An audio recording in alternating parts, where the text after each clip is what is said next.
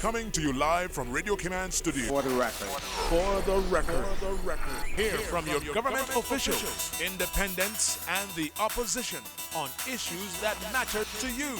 The record. Engage in an open dialogue between residents and lawmakers. For the record. The record.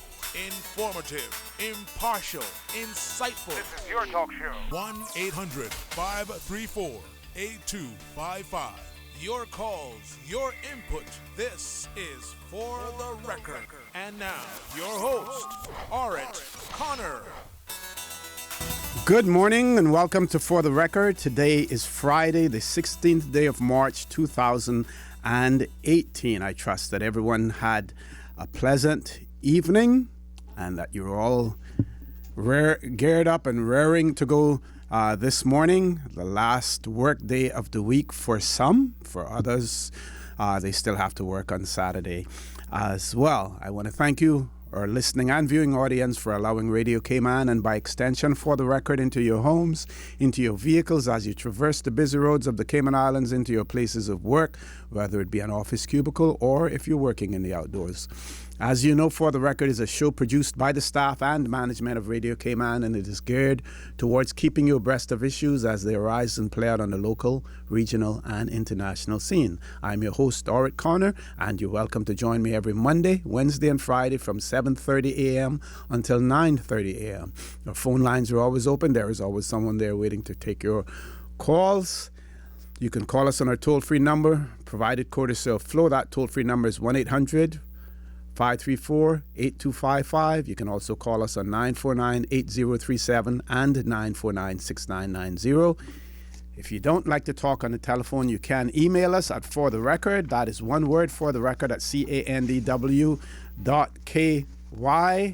And we also have a WhatsApp number. That number is 925-3261, where you can leave a voice message or send us a text as well. And the contents of those messages will be relayed over the radio as well. Before I introduce my guest this morning, I've been asked to give a happy birthday shout out to Miss Lina Smith in Cayman Brack. I am made to understand 94 years old, and she still fishes as well, still goes fishing as well. So I want to give her a big shout out this morning. Happy birthday to Miss Lina Smith, and to any other person who may have a birthday on today as well. I want to wish you a happy birthday. Now, as you know, that the proceedings in our Legislative Assembly commenced on Wednesday, the 14th of March, and they continue until today. So it is my pleasure to have in the studio with me this morning the Honorable D. Ezard Miller, Leader of the Opposition and a member of our Legislative Assembly who represents the District of Northside, in the studio with us this morning. Mr. Miller, good morning. Welcome back to For the Record. Good morning, OC, and good morning to the listening Cayman. And I try and keep these toothpicks to keep my eyes open. Work late at night and get up early the next morning. But when I saw you in the parking lot this morning, I said you only had enough time to go home, take a shower, change, and come back. But, that's what it required, so we just got to bend your backs and do it. Good to be here and look forward to an interesting morning. Certainly. Before we get into details about the Legislative Assembly, one of our listeners has sent in an interesting comment a few days ago, so I want to take the opportunity to read it. Now it says, would it not be sensible for government to purchase the main Scotia Bank building located near the courthouse? Since that branch is going to be closed, it is likely to cost less than the new proposed courthouse. There would also be some sort of overpass, or there could be some sort of overpass to connect the two buildings over the two parking lots, which could include more parking and connecting both buildings. This would be a great opportunity to have more court space more court space that is being asked for. It is important for government to think about this. They are already paying rent for the building across the street, which it appears that the Scotia bank building has more floors to offer and much more space. I think they're referring there to Kirk House. It says our Chief Justice should think about this rather than having the country be put into a very large debt for a new courthouse to be located elsewhere, which would be less convenient to reach, as in town appears to be a better location. As for the old glass house, with the new administration building being unable to house all government offices, it is now time to do something about it. If you look around, there are still many government offices housed elsewhere and paying considerable amounts of rent from the people's revenue. Having the old glass house renovated would be convenient for the government and the public to have both buildings within close proximity to each other. Why things like this go unnoticed, or is there because there is no one having the ability to sort them out? So the person has pointed out two things. The Scotia building may be a good idea for government to buy that, use that as courthouse, and the old glass house sitting there ever since we moved into the new building. That was 2000. And I forget the year that we moved in there, but it's been sitting there ever since, and administration after administration has wavered in terms of what to do with it. The last PP administration had decided that they were going to destroy the building and demolish it. Mm-hmm. Remember, they actually put out an RFP to destroy the building. We kicked up some sand about that because I don't think it should be destroyed because it has historical significance. And actually, I have seen a proposal that was given to government in 2015 by a local consortium who was willing to completely refurbish the existing glass house, bring it all up to new code standards, put the elevators outside on the front of the building, a staircase outside, which was a big concern before because the elevators emptied inside the lobby, for $15 million on a PPP, in that the government wouldn't have to put up any money. They would only have to. They would pay the rent back to them over a period, so they would get their money back. And the person has gotten no response from government. Now, I have since said to some people in government that, look, you all need to resurrect this proposal, even if it costs $20 million. You're looking at somewhere between 45 and 50,000 square feet of office space. And they're talking about gutting the building completely, and then you can refit it. You could purposely refit it for courtrooms. It's perfect, and the way the glass house is actually built with overhang on the second floors, that you could actually build a drive-in garage for the prisoners who could be delivered to this downstairs in the cellar, which already has a cellar to it, and the pub wouldn't have no exposure to the public at all. The only concern I would have about buying the Scotiabank building is likely to be expensive because it's prime real estate. Prime real estate, yes. I don't believe that Scotiabank is closing its operations in the rest of the floors of the building. At least that hasn't been announced, like Scotia Trust and all the other offices that they have. I believe they may have tenants there also. I agree. I think there's some other tenants there as well. And then the big problem is the same problem we have with the courthouse now, parking for people who need to get to the courthouse. This proposal to repair and completely redo the existing glass house includes the addition of 36 parking spots, which is now being used. You notice the grass is being killed, right? Yes. And that do include the east side of the building where you could actually probably add another 15 parking spaces for staff, and then you have the big public parking lot behind the immigration building, which would provide access. You would have the same security. You could use the same entrance that you're using now for Radio Cayman and the government administration building for staff and other points. And it's a beautiful design because it changes the decor of the whole front of the building, right? And I thought for an investment, the actual cost at the time that they put it in 2015 was $15 million.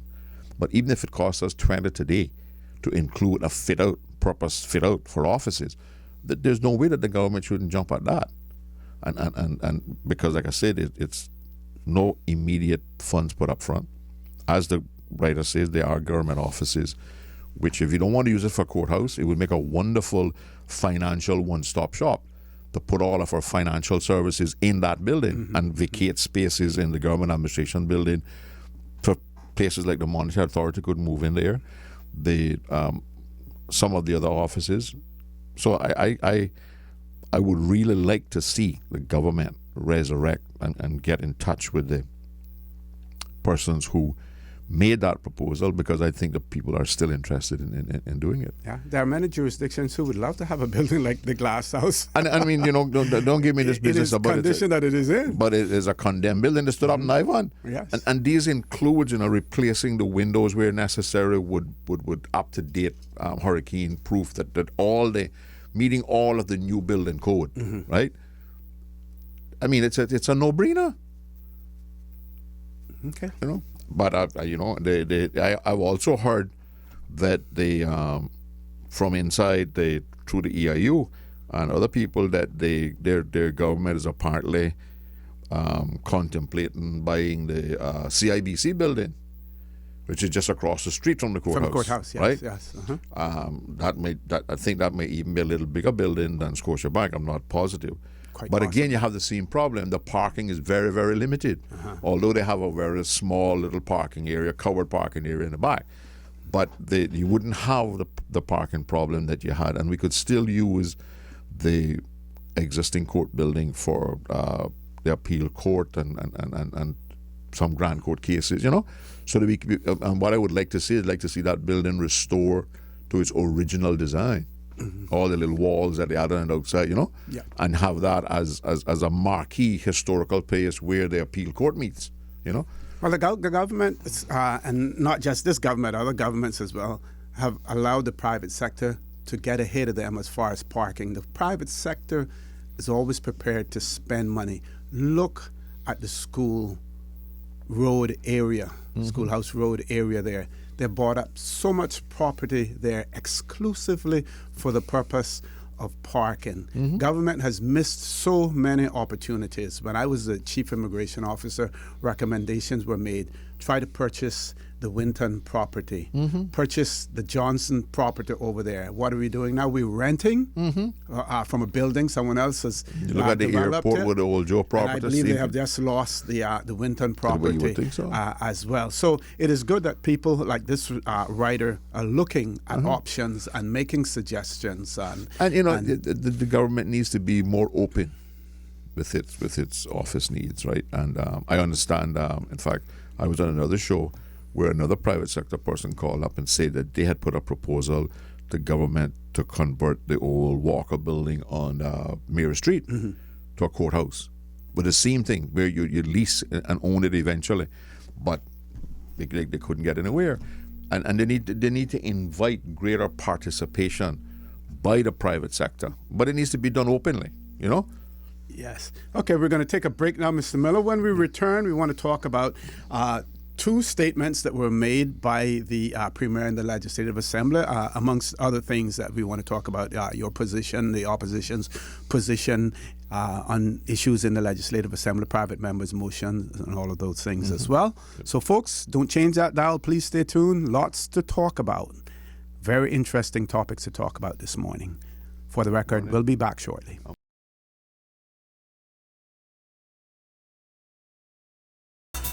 Good morning and welcome back to For the Record. In the studio with me this morning, the Honorable D. Ezard Miller, Leader of the Opposition and representative in our Legislative Assembly, who represents the District of Northside. We're talking about proceedings in the Legislative Assembly.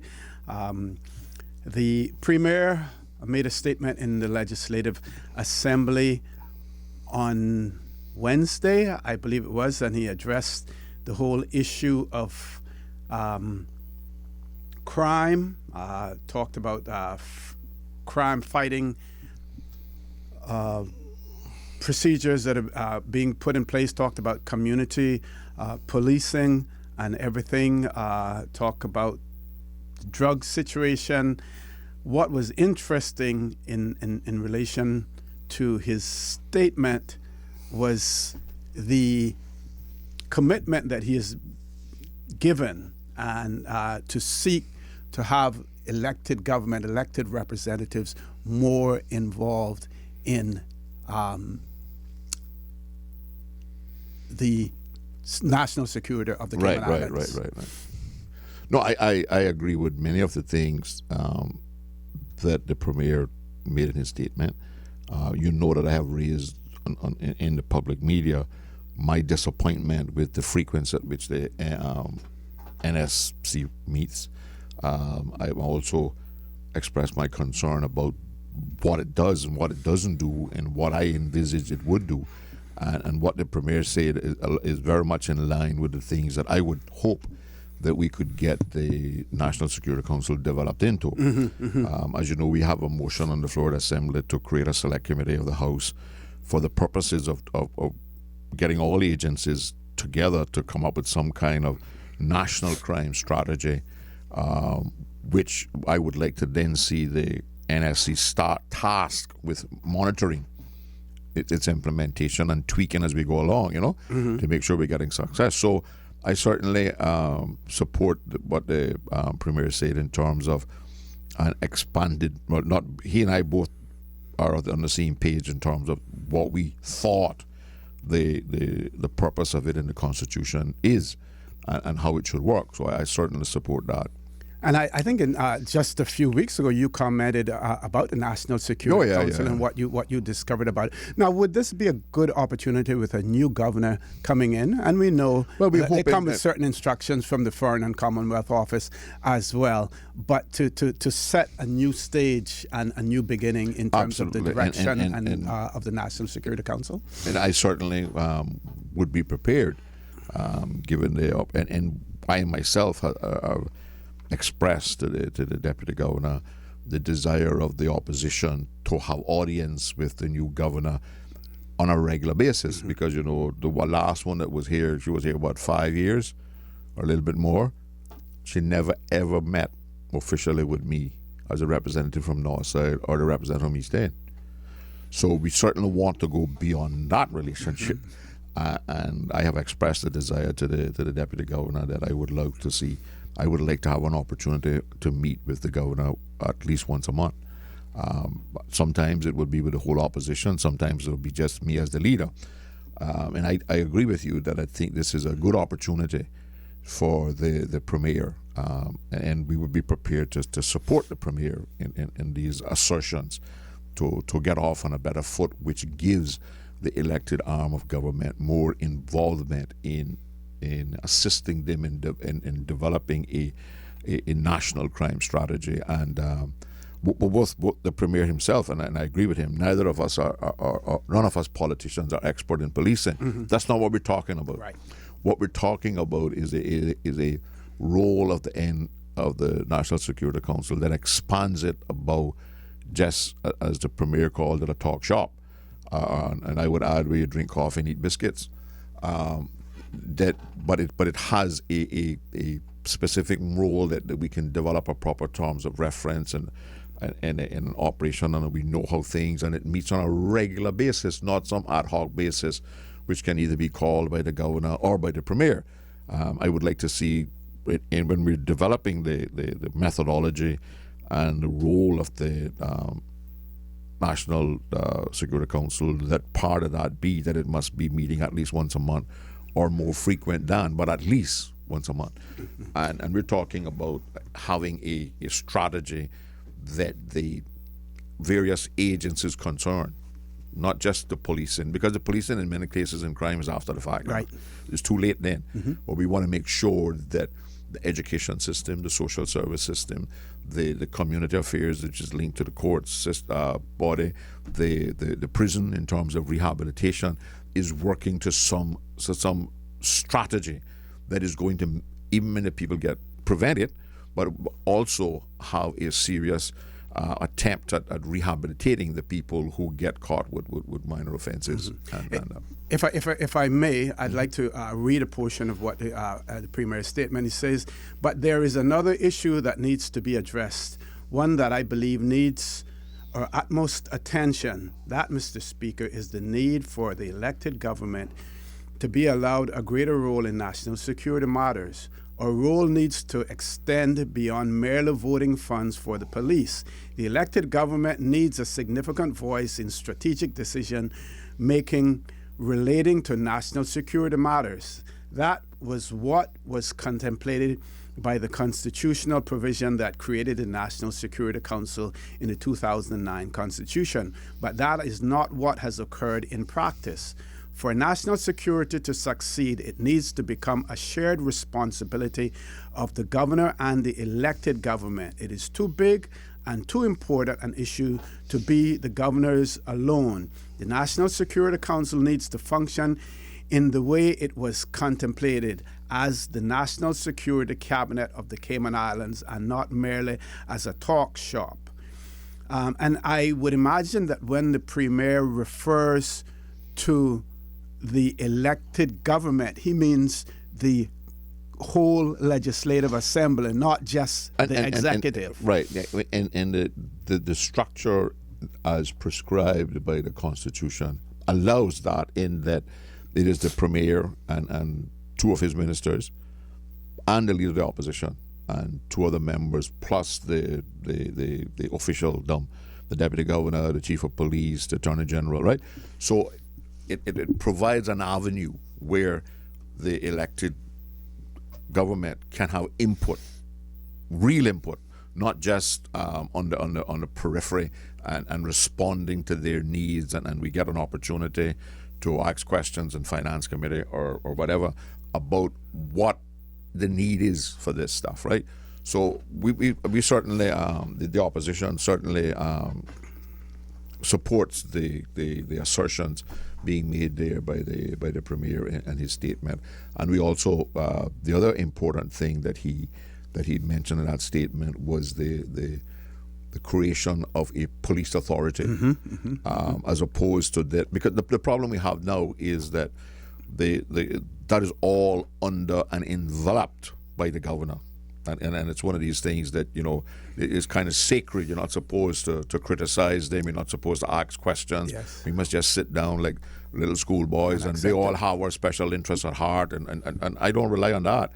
I think the people who elect us expect us to have serious input into this. Not, like I said, we're not talking about an authority that controls, as I understand it, that is going to determine when the police does an operation, how it does that operation, right? What kind of resources it uses for that. What we're talking about is a board, a kind of a commission, which is quite common in the UK, that administers and looks after the policy directions of the thing, and questions whether what they are doing is being effective. Yes. Because at some point in time there has to be an evaluation, a reckoning, and some accountability. That's right. Yes.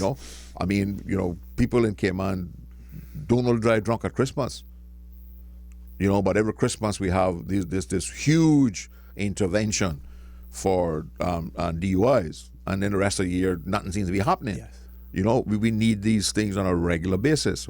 The opposition also has a motion in Parliament are concerned about the traffic, in particular these heavy trucks and overloaded trucks, and the fact that people are driving around the country breaking the law. There's no license plates, no nothing, and there seems to be no concerted effort, no consistent effort. The school zones, right? Don't tell me we can't find a couple of police with a radar, right, to put in these school zones on a daily basis until people start obeying the law. Especially those areas where people repeatedly ignore the speed limits as well. Folks, we're going to our 8 o'clock news break. Please stay tuned. For the record, we'll be back immediately after that with the Honorable D. Ezard Miller, Leader of the Opposition.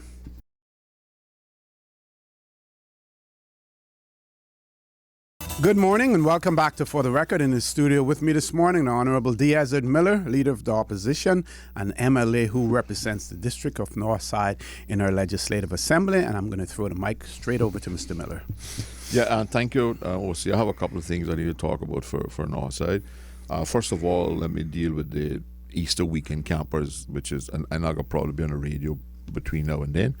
So we have our usual requests of the people who come into camp. Come, enjoy yourselves, respect private property, There are camping areas that are designated camping areas on the north side. We have more public beaches than any other district in the island. Feel free to use the public beaches. The Cayman is available. Go and get your cabana and enjoy yourself. We're making arrangements for the DEH to put some of the big skips in strategic locations so you can take your garbage from your camping, because we want you to clean up the campsite that you use when you finish. Don't leave pieces of board and pieces of bed and all this kind of stuff around. We'll have extra police coverage because, you know, with a party, it can get a little bit rowdy. We also will be approaching the DART group, as we always do, to open up Starfish Point to allow camping there. And they've always been very generous with that and provide a container. But again, you know, these people are being generous in the use of their property. Please respect that it is private property. When you're leaving camping or during the weekend that you're camping, collect the garbage, put it in the containers that we provide. There are bathroom facilities available at Cayman Beach, where you can get a shower and all that sorts of stuff, right?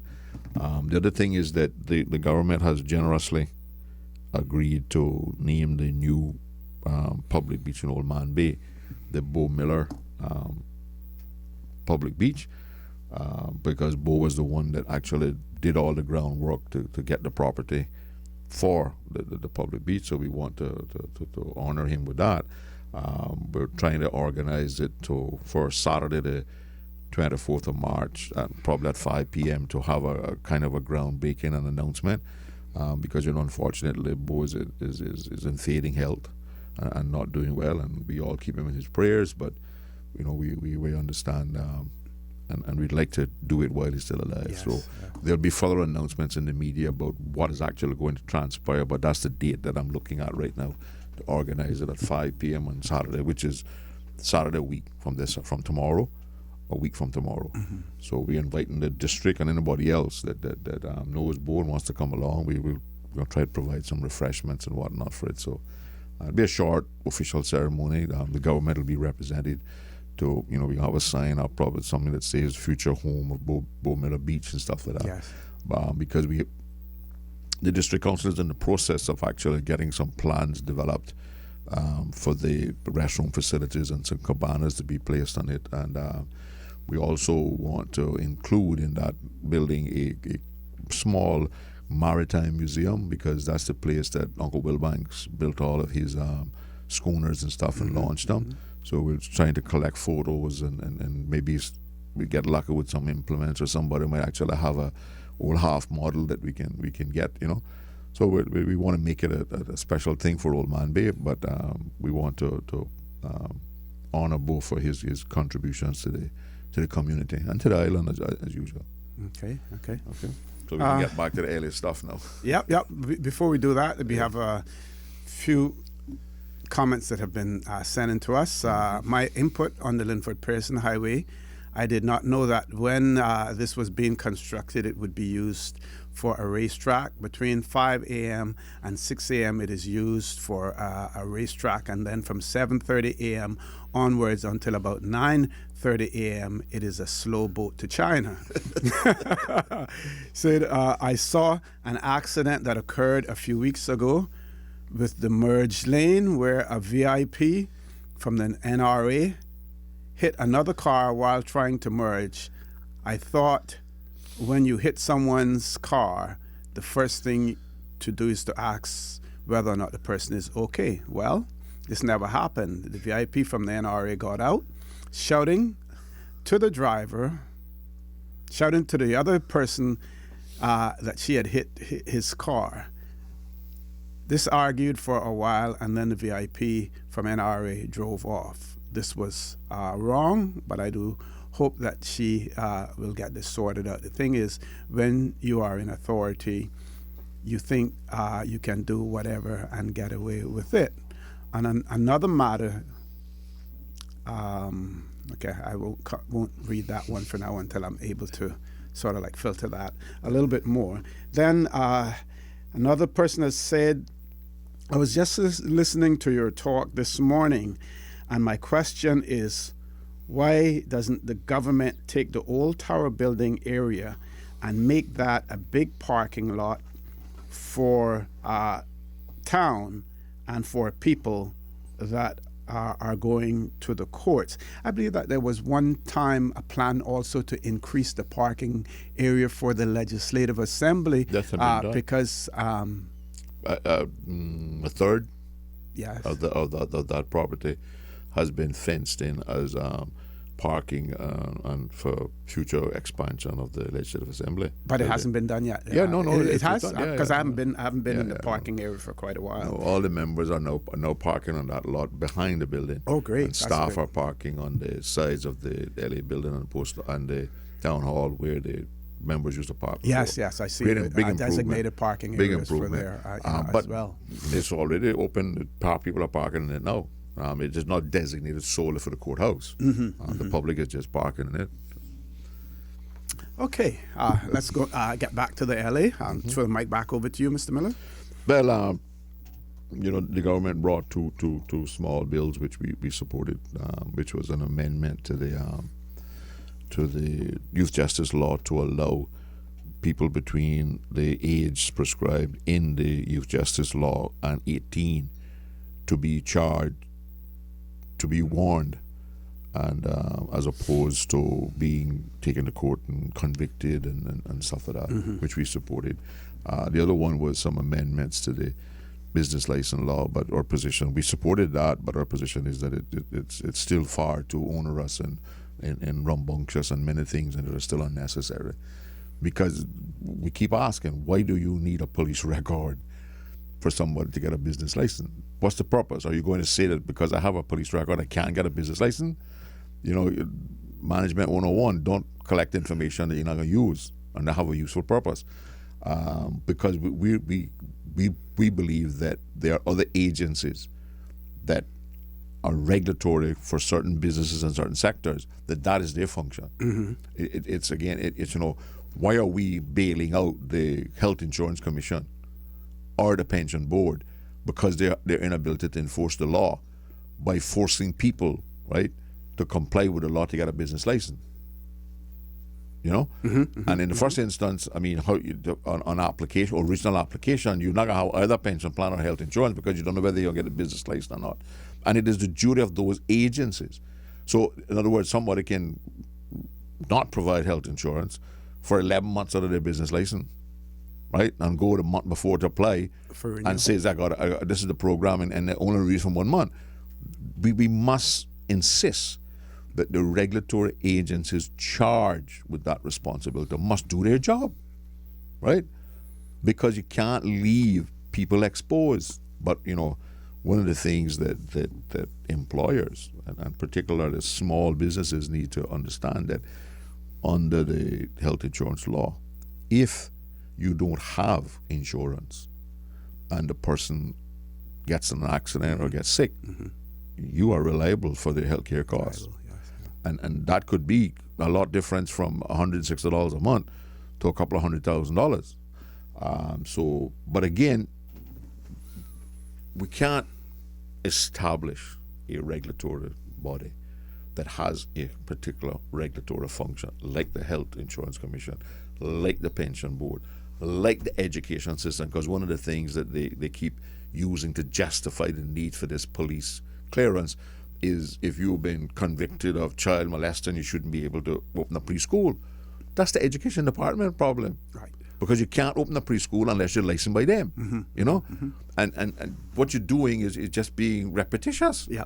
And you're bailing people out for not doing their job. And do you think that if it's an educational institution, because you talk about the duplication, do you really need to have a trade and business license as well as to be licensed by the education department or ministry? Why not just let one agency handle it and that is it? We have done it in the tourism sector where But more importantly, doctors. Yes, don't need a business license. Lawyers, they're the biggest business in town. Right. Yeah. They don't need no business license. Yes. They don't have to comply with a 60/40, Right. Yep. Okay. So I think that there are reasons why you should have to have the business license because of those kind of things like the 60/40 relationship and ownership by Caymanians. But you must. But the job of the regulatory agency for that sector of the economy should not be usurped by trade and business license, because it's just additional bureaucracy. Okay, we have one caller. Let's go to the phone lines. Caller, good morning. Welcome to For the Record. Yeah, good morning, Osti, and good morning, Adrian. Good morning, sir. How are you? I'm good, man. I just want to mention something because, you know, we got, I saw in the paper some time ago, there was talk about getting this patrol boat. I think it was like a 65-foot boat or something that they were bringing into, you know, like it would be the Coast Guard thing, like thing. And this boat seems to be going the same way as the helicopter. Remember, the helicopter was up in New Orleans or some up in Louisiana for 3-4 years before they finally got it out. Mm-hmm. Now, what I don't understand is, in Wednesday's paper, March 14th, it talked about spending $35 million on consultants in 5 years. But something as important as that patrol, which we need now, doesn't get any attention, basically, because I haven't heard no more about it. And I'm wondering who makes these decisions not to follow through on some of these things.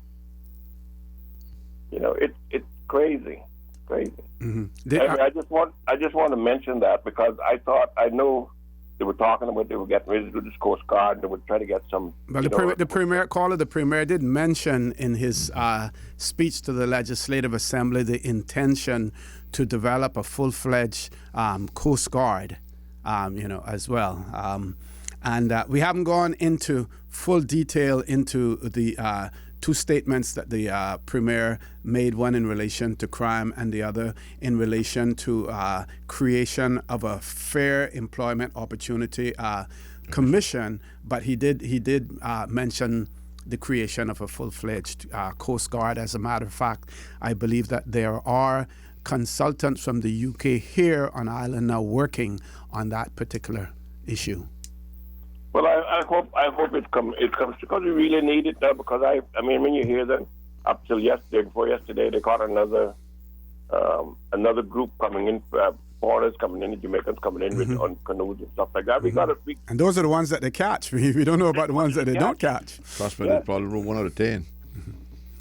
And but I believe that they're actively considering it, and I hope that it is going to be a Coast Guard, and it's what the enforcement agencies can utilize, and we go put Cayman crew, and there's going to be a crew, and part of their responsibility is the maintenance of the whole of the boat and everything else, and we don't just put people who never been on a boat in their life in charge of it.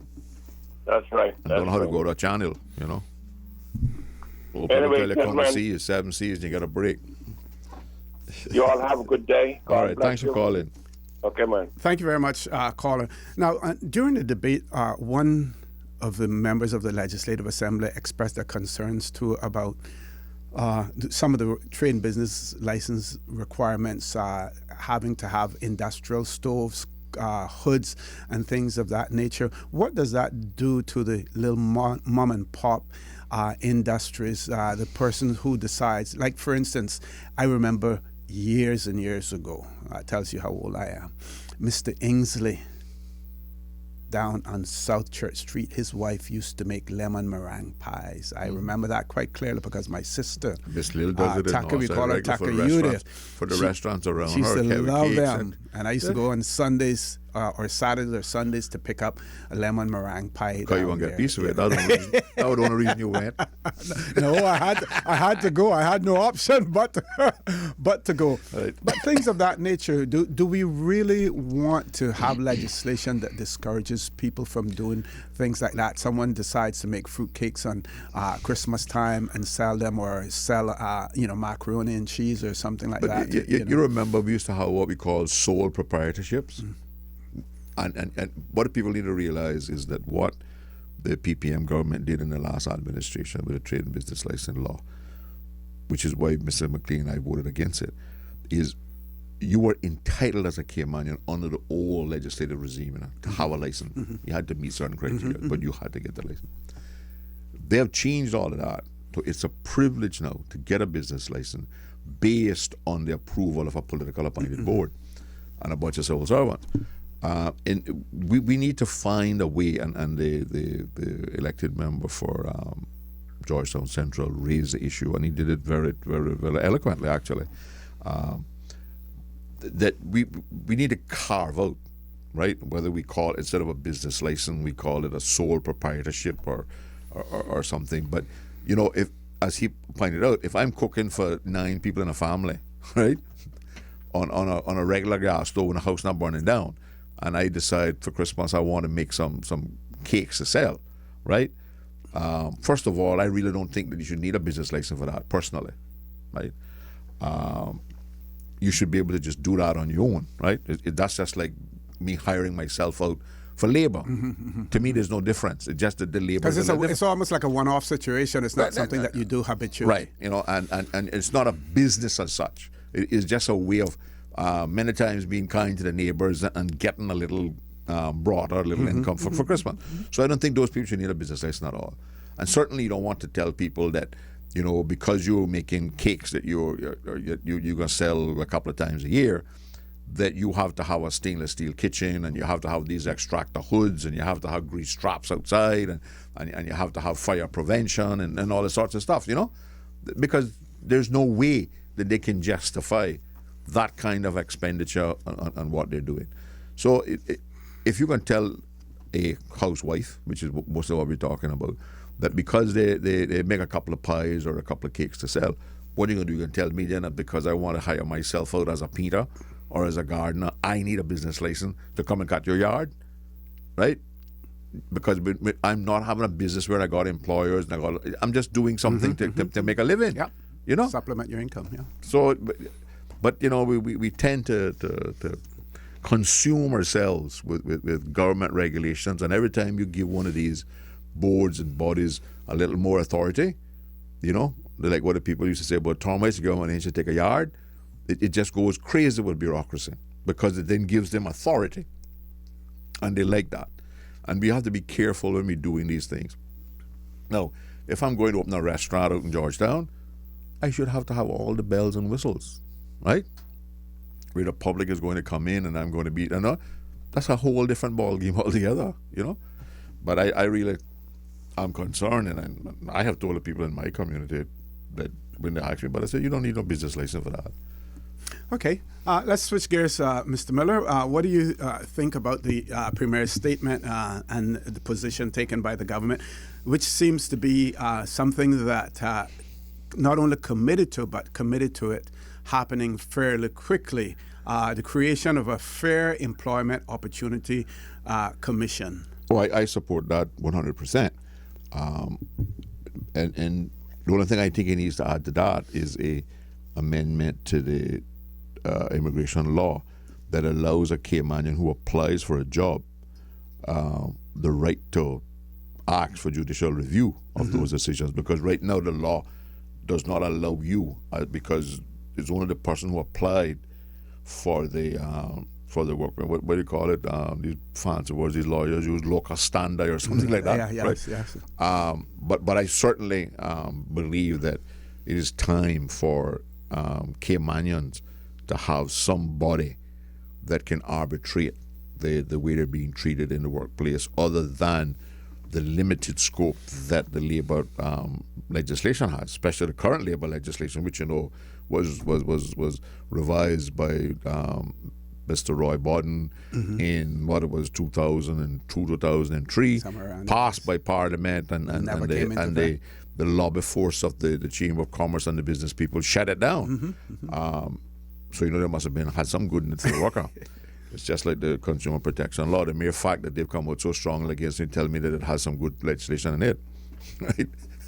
But I support the creation of that body, and I'm will try to influence the when the legislation comes. When I was make sure that it has authority and has teeth, you know, because it's not a good these people being able to appeal by it, but they can't do anything about it. Yeah. When I was listening to the debate, I was thinking that in many instances, employers, you know, have more firepower than the person who's seeking a job, and whether or not some provision could be made when it is created that those persons who do not have the financial wherewithal to afford a lawyer, that they would have access this just shouldn't be right. to legal aid to be able to assist them, well, one of the things that should happen is that there should be very little financial obligation to access that commission. I don't think that you should have to go and get a lawyer. You should be able to, in some instances, that would be always good advice, right? But for those people who cannot afford that, the commission should provide access and assistance, which has to be done very carefully, because we don't want the commission to be in a position in preparing a judgment by helping the person, right? But there should be some place that the person can get administrative assistance for free if they need it. Okay, we have one caller. Let's see if we can accommodate that caller before we go to our commercial break. Caller, good morning. Welcome to For the Record. Oh, say good morning. How you doing? I'm fine. Good morning. How are you? Not bad, not bad. Mr. Miller? Morning, sir. How you doing? Not bad. Yourself? Good to hear from you. I'm good, man. I'm good. I hope I'm not going to jump too far off the subject you're on, but it's just a few things that is kind of griping me this morning in my stomach, and, it always leaves a bad taste in my mouth. Mm-hmm. Mr. Miller, see, what is going to happen to this country? I mean, those drugs that disappeared from the police station, right? Mm-hmm. Nobody has been held accountable up to this time. Mm-hmm. Okay? The deaths that we had in this country, nobody has been held accountable. Nobody has been taken to court and found guilty of these things. What are we going to do with what are we doing with what is happening in this country? We need to do something. If we don't have the right people in place, we need to get the right people in place. What is our government doing? If I can see these things, right, why can everybody else that is have a little bit of authority, a lot more power than I have, can do something about it? Yeah, I don't think the explanation given yesterday on the floor of the assembly.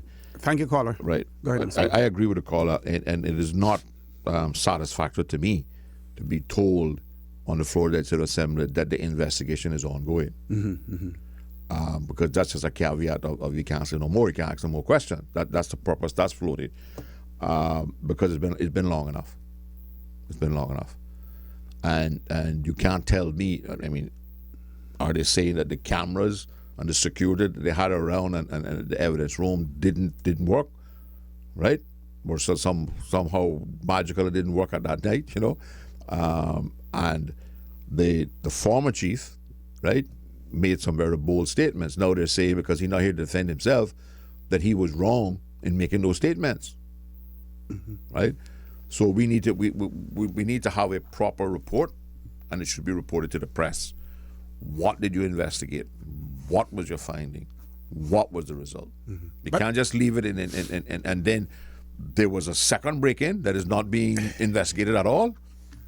The answer is on the street. There are people on the street, I believe, who know what went on, people who participated in it. And if the police were to put their ears to the ground out on the street, or whomever is investigating it, they could easily find out. Now, it may be difficult to prove it later on, but they would at least be able to get some idea of what happened. Right. Because there are people out there who know. Here, you always hear the saying, hearsay can't go court. Right. But if the person can tell you, right, and one of the things that was indicated there yesterday was that the drugs were found at different locations and gotten back, Mm-hmm. But it didn't say who. Yep. Taking a commercial break. Sorry. Please stay tuned for the record. We'll be back shortly.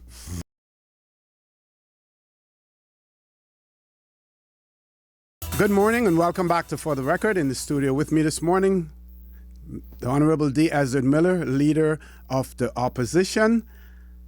I want to point out to you also that Mr. Miller has to leave at 9 o'clock, so after 9 o'clock, I'm going to need your help, or listening and viewing audience, to help me to make it through the last half hour of the show by contributing, calling in, sending voice messages, emails, WhatsApp, whatever, along the way. We want to continue some comments about the statement that the Honorable Premier made in relation to the Fair Employment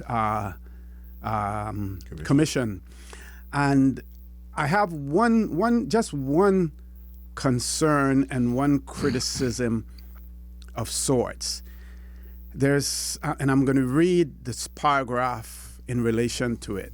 Premier stated, "I hasten to say, this will not be some form of affirmative action commission, but it will be a commission that will consider the law and determine whether the complaint of unfair treatment is valid.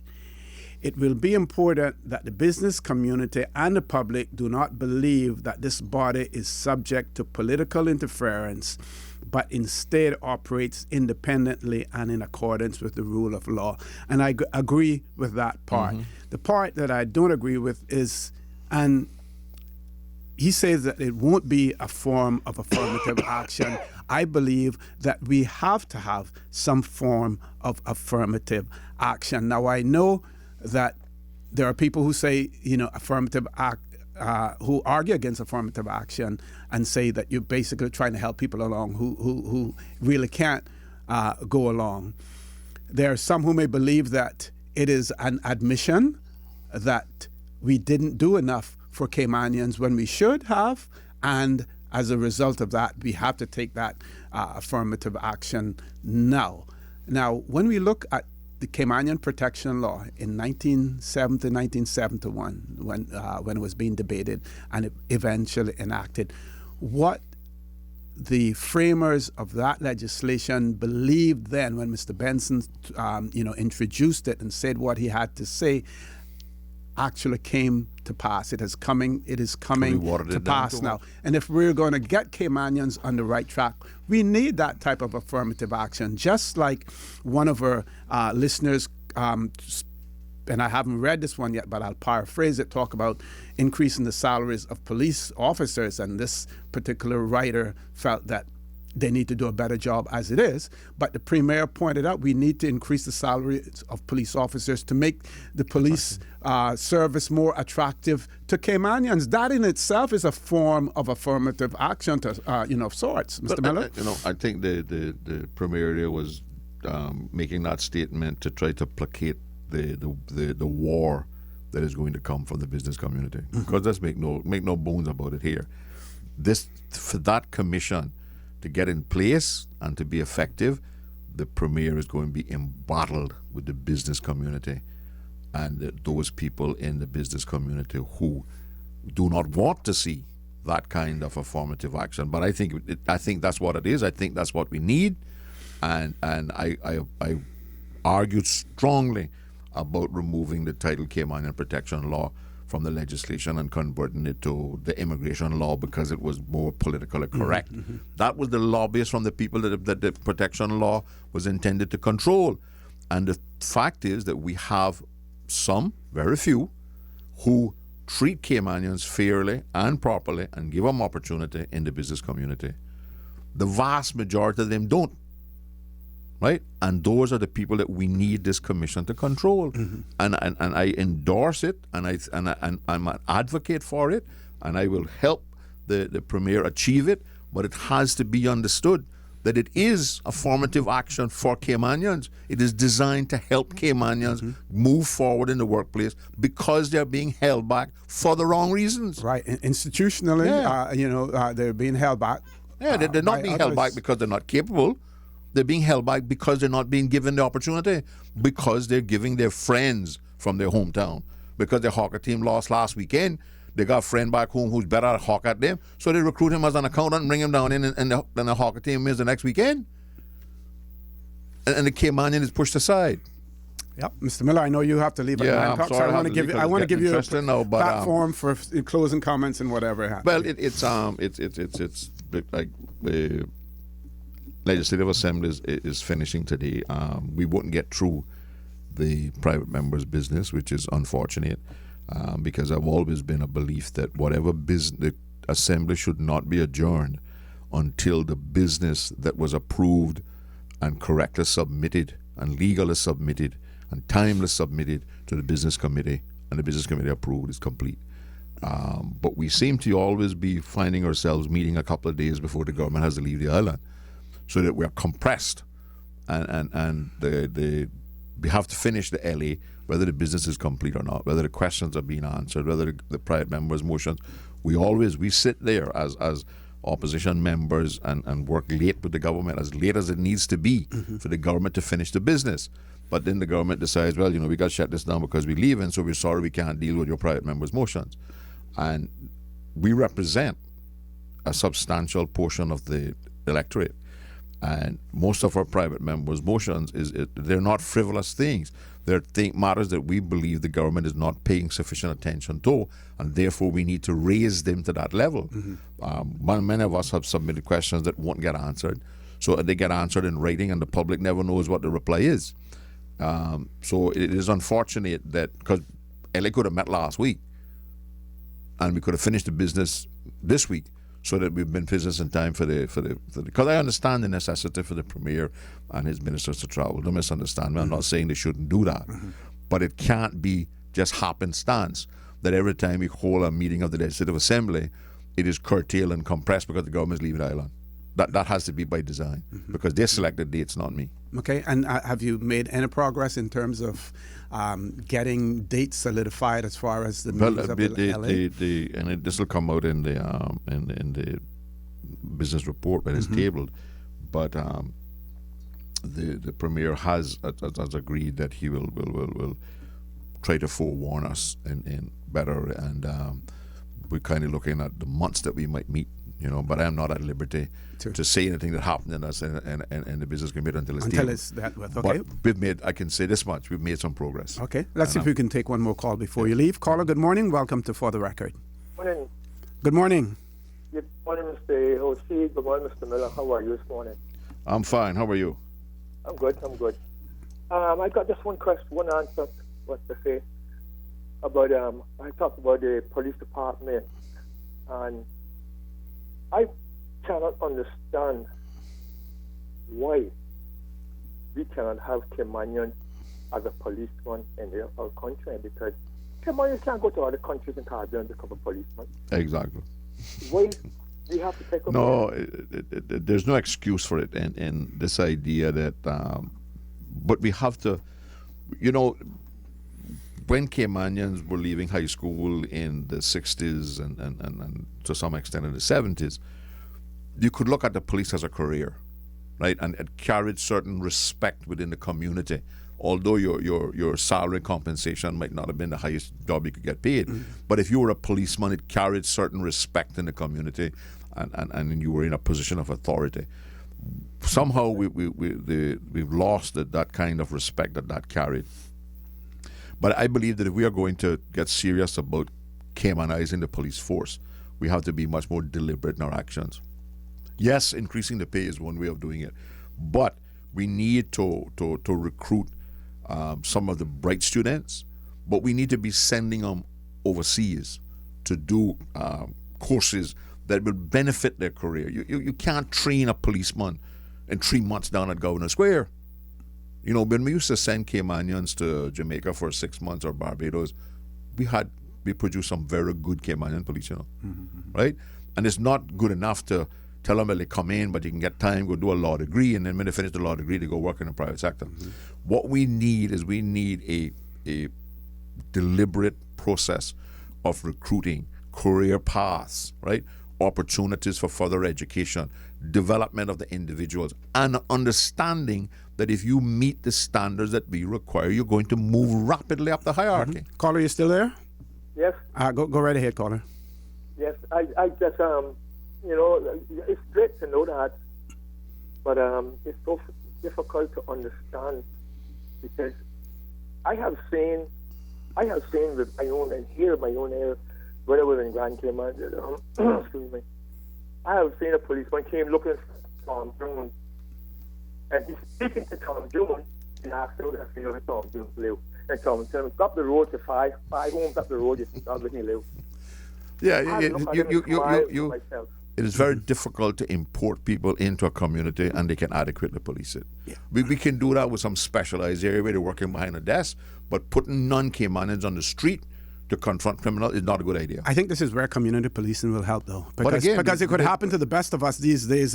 I look at people and don't know who they are and don't know whether or not. But I'm saying it again. It would be better if we were putting Caymanians out there, right? And my view is we're just not making enough effort. A couple of ads in the newspaper once a year is just not good enough. Okay. Caller, I'm sorry that we have to ask you to leave us there. We have to go to our 9 o'clock news. But please feel free to call back if you want, because we're going to have open mic from 9 o'clock when Mr. Miller leaves. And I want to thank Mr. Miller for being here this morning. All the best in the Legislative Assembly. And I will continue today to listen to you guys live as well. Yeah. I'm sounding like Chris now. You guys. But I can say that because I'm not a member. Right. Folks, we have one caller. Caller, please hang tight. We're going to take our headline news, which is very short, and we will take your call as soon as we return.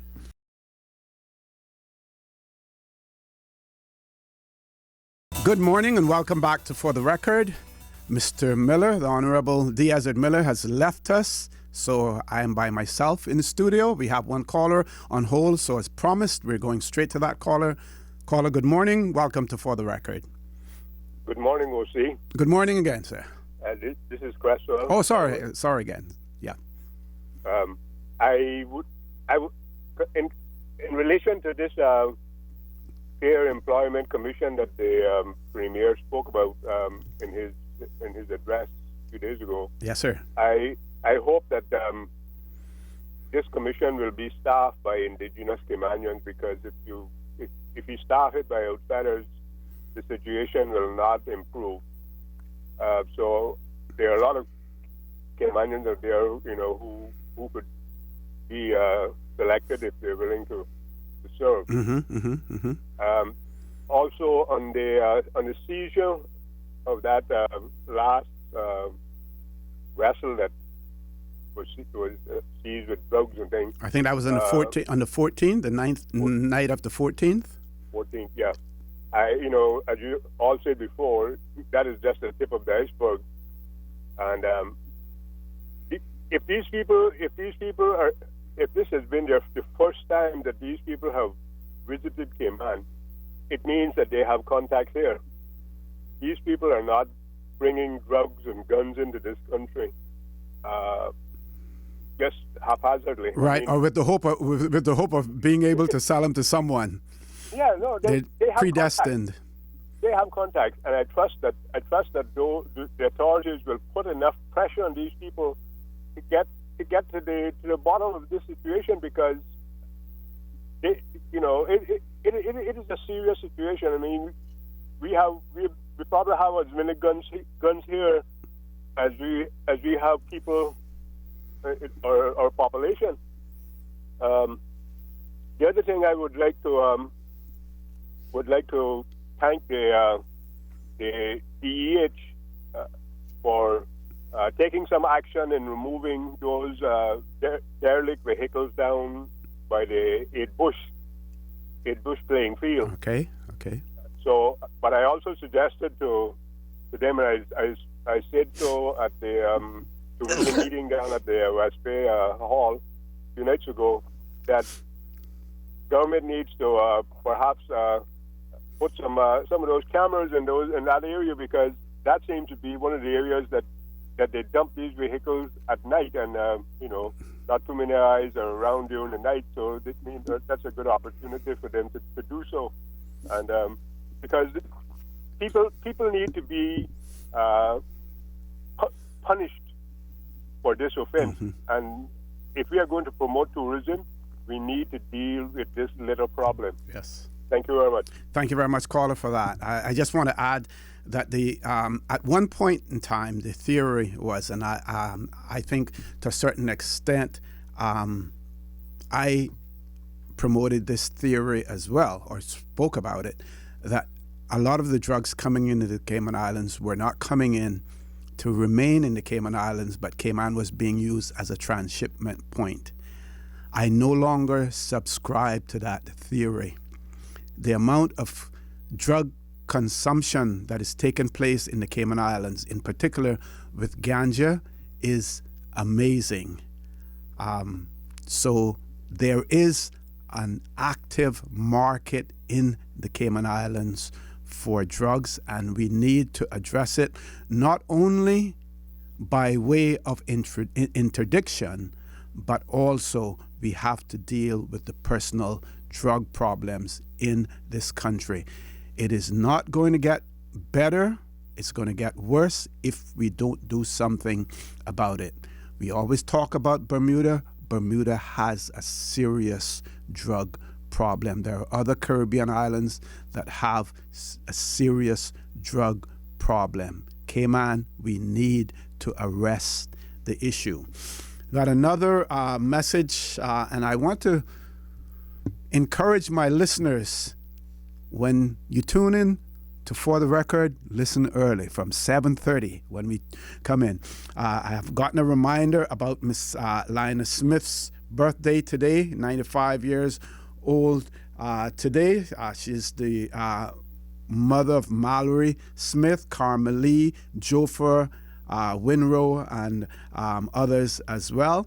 But I did announce that in my opening statements this morning, but I will repeat it again. And of course, the guys in Rockhole want to extend their happy birthdays to Miss Lina. Also, that includes Moose, Edlin Moore, and Alan Haha Moore as well. Hudson,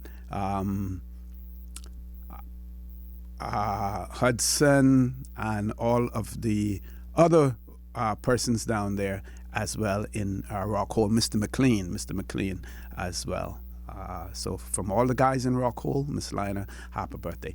One of our other listeners pointed out to us, he says, I know a lady that bakes in her kitchen. Someone complained about her. As a result, she had to apply for a trade and business license, only to be told that she needs a commercial stove. And that listener also and writer also says affirmative action isn't only increasing the salaries, the jobs will be more attractive to everyone then. Affirmative action would be making sure Caymanians get the jobs as well. Again, we want to applaud the government and in particular the Premier for bringing this forward, and he has indicated, and I'm going to read some sections of his statement for those of you who have not had the opportunity to either listen to the debate live on Radio Cayman or to listen to the recordings that are played on Radio Cayman 89.9 in the evenings as well. And I would imagine that those nights when we have the LA continuing late, going on beyond 8 o'clock, we end up actually having the live debate as well as the recorded debate as well. So the Premier started off by saying, Mr. Speaker, it is almost impossible to turn on our computers or televisions these days without seeing some news story regarding immigration, including anti-immigration sentiments expressed by politicians, nationalists, and people worried about job losses around the world. Cayman is no different in that respect, and increasingly, anti-immigration sentiments are seen and heard on the talk shows, and I'm adding this into it, including, For the Record, we hear anti-immigration sentiments on here as well. And some of us will argue and say it's really not anti-immigration, it's pro-Caymanian. Television, social media, and wherever Caymanians gather. Mr. Speaker, as I wound up the budget debate in this Honorable House in November, I spoke about the benefit of immigration and the need for us to protect the rights of Caymanians, but I also warned against falling into the trap of xenophobia. I noted that Cayman owes much of what we have in development and opportunity to immigration. And I'll just insert there, we owe much more to our forefathers who helped to build this country, especially the seamen. So I'm just adding that in there myself. It was immigration and inward investment that allowed these islands and all of us to progress as we have done these past 50 years. And I also noted that immigration, like fire, is a good servant but a bad master. We must ensure that businesses have the workers they need to grow and prosper, and in so doing help Cayman and Caymanians prosper and thrive. But while we appreciate the benefits of immigration, we cannot ignore the local concerns regarding immigration, concerns that have challenged government after government ever since the Cayman Islands population first started to really grow. In the main, those concerns have been about jobs. In the early stages, those who inhabited these hollowed halls responded to the need for control of immigration and the economy by passing the Work Permit Law in 1969. And as the number of work permits grew, so did the concerns, and by 1971, it was thought necessary to pass the Caymanian Protection Law and other related legislation. Following numerous amendments over the next 2 decades, the legislation was revised and modernized, and in 1992, the immigration law was passed. In the ensuing years, there has probably been no other law that has been amended more times than the immigration law, mostly seeking to get a fair balance between employers having access to needed workers from overseas and ensuring that Caymanians are treated fairly and have opportunities for employment. But despite all these measures, complaints of discrimination against Caymanians in the labor force remain widespread. As I have said, these are not new. However, the complaints and resentment are growing, and to date, no amount of change to the immigration law has alleviated the concerns. The stories about Caymanians being treated unfairly in the labor market are legion.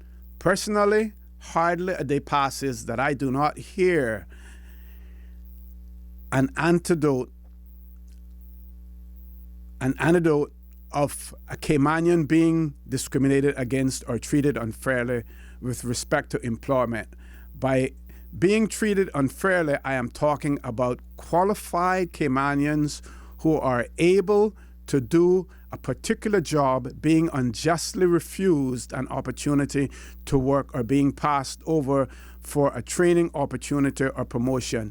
Indeed, at times, they may not even have received an opportunity for an interview for a job. In some cases, we know the stories firsthand, either through constituents, family, or friends, and so know them to be true.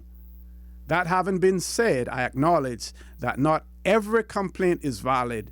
We also know that the stories of people that have been helped to acquire a job with employers giving them a chance, sometimes a second chance, only to find ourselves feeling disappointed when the individual leaves the employment without good reason, expecting the country or an elected member to bear the burden of their living costs.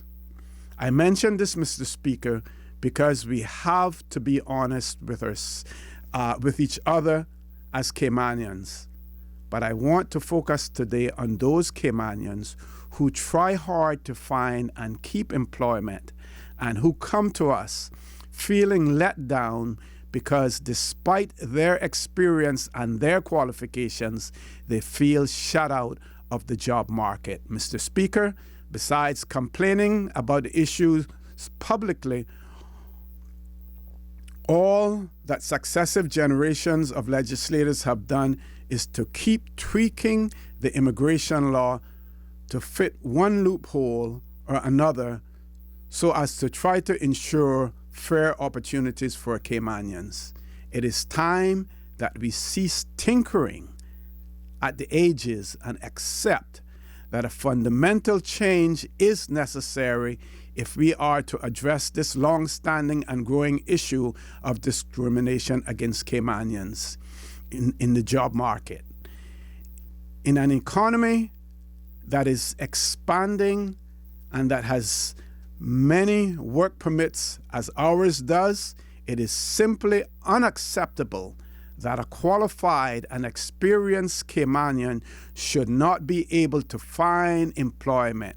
My government is determined to fix this issue, which is threatening to undermine the social fabric of these beloved islands we call home. And I will stop there for now for a commercial break, but say so far that is a strong statement being made, that was made by the Premier.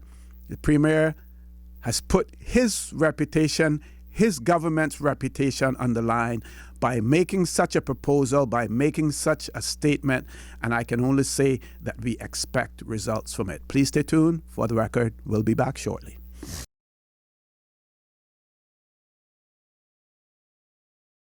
Good morning and welcome back to For the Record. We have 3 callers and I will be going to those callers in a few minutes. Just want to say Miss Lina is the star this morning as well on For the Record.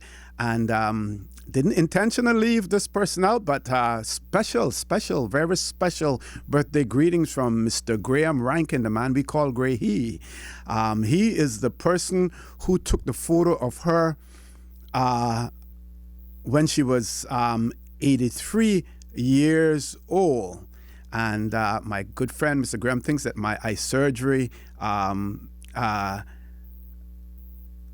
may have had something to do with me missing him out. No, I didn't miss you out. You may have heard me sort of like feel around for a bit, and I said Mr. McLean because I almost forgot Alfredo's first name as well. So Miss Lina, you are the star today. Happy birthday coming from all of those guys in Rockall, including Graham, who took your photograph on your 83rd, when you were 83 years old as well. And before we go to our callers, one of our listeners says, "Morning, Mr. OC. Can you open up the ears and minds of our people so that they can see what is happening to us?" The way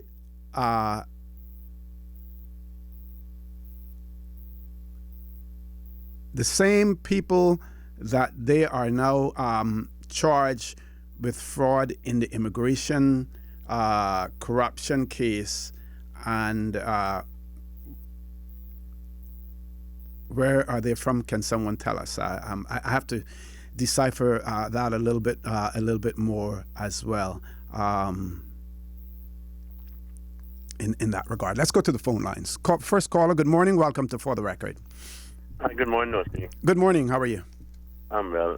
Osi, I heard you just, I was listening to you intermittently a while ago when you were talking about drugs and the consumption of it here in Cayman. Yes, years ago, Cayman, not being a source country, was actually a major transshipment point for drugs going up to North America. But one of the things that we have to give the government of the day, whoever that was at the time that had the vision, and I guess the head of the customs department, when they got that machine in to X-ray containers leaving, which is a very, very effective piece of tool, that has sort of, I guess, eased up on the transshipments. And now, as you go around Cayman, it is so alarming. I mean, these guys is walking on the street, smoking just like it's a cigarette. Mm-hmm. There's a particular area that you go to. Well, there's areas that you go to in Cayman that all you can smell is ganja smoke. I mean, that's all you can smell, and it's becoming more socially accepted, yes. As far as I'm concerned, which is alarming because the law is clear, and it says that it is illegal to possess any sort of illicit drugs, and the illicit drugs is so listed. The public that is doing this has no respect for the police. When I was a police officer, myself and my good friend Mel Brown, we would have them running from one end to the next. I remember I had resigned from the police service for about 6 months, and I was driving in my private vehicle, and the guy must have had something on him, and he saw me coming, he tore down 3 strands of barbed wire running from me because we were very serious about the job that we did. But the police officers nowadays is not serious enough for the job that they're been enlisted to do, and that is becoming alarming. As long as they can get out there and they can write a traffic ticket, that is good enough. What about society's approach to the whole issue of consumption? Society approach to the whole issue of consumption is it does not make any sense to call the police. Because if you call the police, they want to know who you are. You're giving them information. They want to know who you are. They want your house number. They want to come check you and all kind of stupidness. And you can't get police work done like that, because you need that informant. The information that's been passed to you is just that information. You then need to go there and turn that information into intelligence, because no police officer should act or should work on information. It must be intelligence that you're working on, because there's a lot of elements and a lot of people don't understand information versus intelligence. So the public trust needs to be restored within the police, and then ease up on all these questions. Oh, who you are, where you live, and all kind of rubbish. Take the information, and when you get that information, turn it into intelligence. And I'll leave you at that, because I know you have what I call it, and you got a short time. Thank you very much, caller, for that. And we're hearing that coming from someone who's experienced in law enforcement as well. Let's go to the next caller. Good morning, caller. Welcome to For the Record. Good morning, OC. How are you doing this morning? I'm fine. Morning. How are you? Fine, thanks. I just want to announce that the West Bay Action Committee will be having a meeting at Restaurant Papagallo 10 o'clock tomorrow morning, Saturday morning, and we're inviting the general public, and especially the people of West Bay, to attend this very important meeting about district issues and other things as well. So I just want to say that, and I want to thank you so much, and hopefully you have time you can come as well. So thank you again, and have a pleasant day. Thanks for the invite, and you have a pleasant day as well, caller. Thank you. Next caller, good morning. Welcome to For the Record. Good morning, caller. Welcome to For the Record. Yes, good morning, OC. I have a call back. That's okay. No problem. I actually invited you to call back because I know we hadn't given you sufficient time to have your say. But this is different. Well, see, I feel so proud to know that.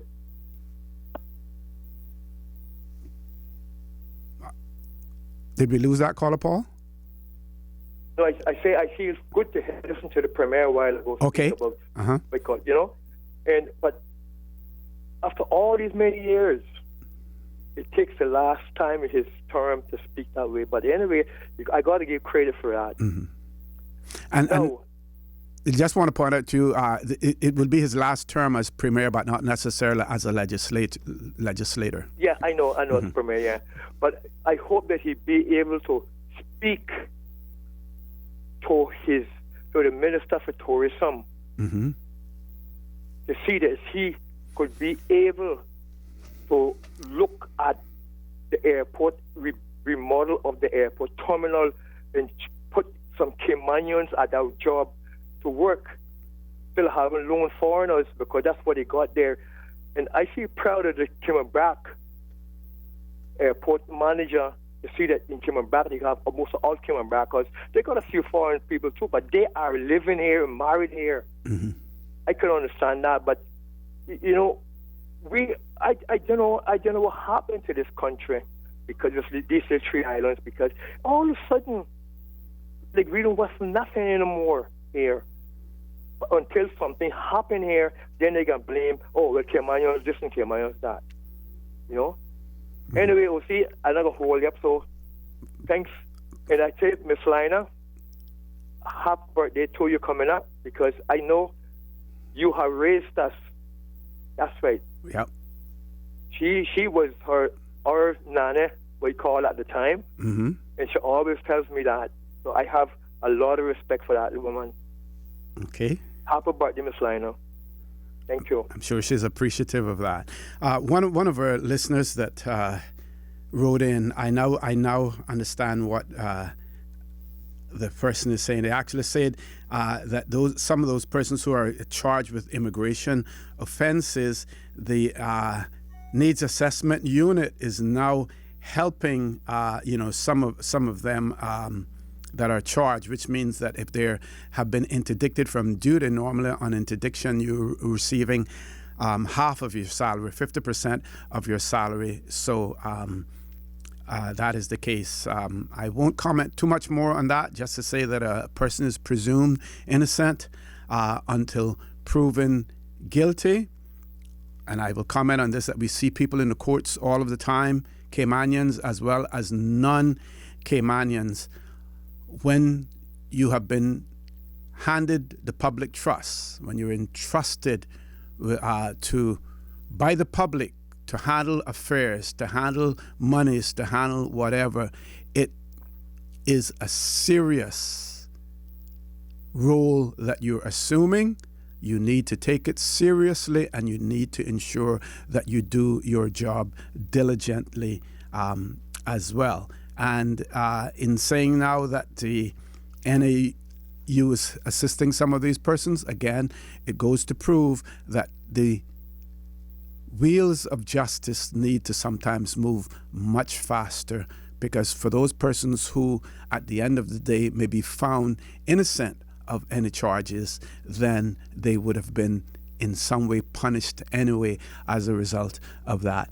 I just want to read again for our listening and viewing audience the closing paragraphs of the Premier's statement in relation to the Fair Employment Opportunity Commission. It says, if properly set up, Mr. Speaker, within a legal framework and operated in an independent and fair manner, a Fair Employment Opportunity Commission can only be considered as something positive by Caymanians and by the business community.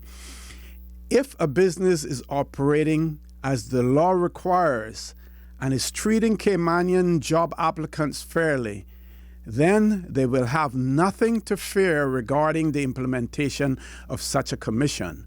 Mr. Speaker, this is an important initiative, and one I wanted to share